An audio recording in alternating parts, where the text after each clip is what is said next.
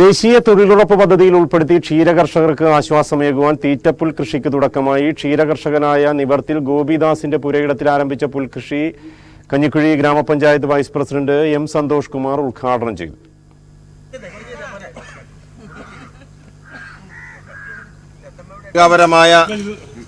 ഒരു പരിപാടിക്കാണ് ഇന്ന് ഇവിടെ തുടക്കം കുറിക്കുന്നത്.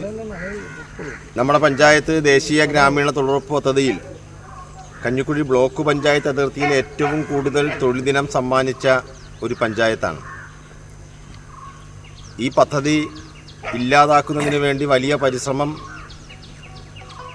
ഇതിൻ്റെ അധികാരികൾ നടത്തിക്കൊണ്ടിരിക്കുന്ന കാലഘട്ടത്തിലാണ് ഏത് വിധേനയും പഞ്ചായത്തിലെ 5000-ഓളം വരുന്ന തൊഴിലുറപ്പ് പദ്ധതിയിൽ പണിയെടുക്കുന്ന തൊഴിലാളികളെ സംരക്ഷിക്കണമെന്നുള്ള കാഴ്ചപ്പാടിൽ വൈവിധ്യമാർന്ന പദ്ധതികൾ നാം ഏറ്റെടുക്കുന്നത്.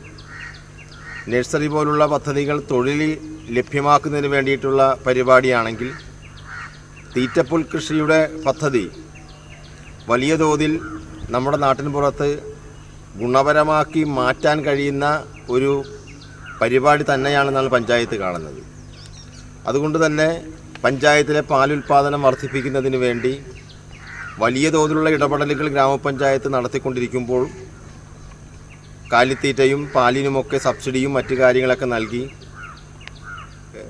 മൃഗങ്ങൾക്ക്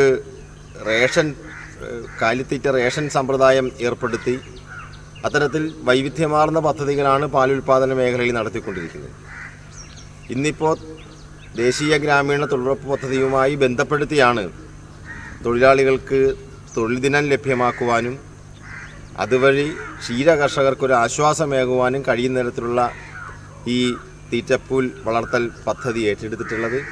പഞ്ചായത്ത് അംഗം സി കെ ശോഭനൻ അധ്യക്ഷത വഹിച്ച ചടങ്ങിൽ ആസൂത്രണ സമിതി അംഗം വി സുദർശനൻ, പഞ്ചായത്ത് ഫാക്കൽറ്റി അംഗം G Murali, ADS secretary CG Sajeev, ആശാപ്രവർത്തക സുമ അയ്യപ്പൻ, C സജീവ് തുടങ്ങിയവർ പങ്കെടുത്തു. CO3 ഇനത്തിൽപ്പെട്ട പച്ചപ്പുല്ലിന്റെ കടയാണ് ഇവിടെ നട്ട് പരിപാലിക്കുന്നത്. 5 അംഗ തൊഴിലുറപ്പ് തൊഴിലാളികളാണ് പരിപാലനം. ഈ പദ്ധതിയിലൂടെ ഒരാൾക്ക് 70-നടുത്ത് തൊഴിൽ ദിനങ്ങൾ ലഭ്യമാകും.